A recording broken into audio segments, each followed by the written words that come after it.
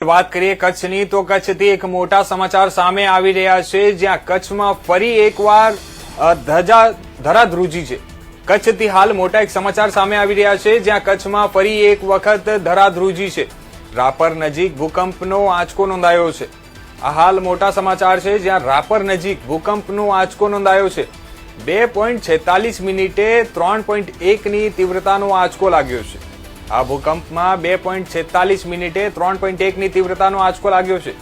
ભૂકંપનું કેન્દ્ર બિંદુ રાપરથી 7 કિમી સાઉથ વેસ્ટ દૂર, જ્યાં ભૂકંપથી હમણાં હાલ સુધી કોઈ જાનહાનિ કે આર્થિક નુકસાનના કોઈ સમાચાર સામે આવ્યા નથી.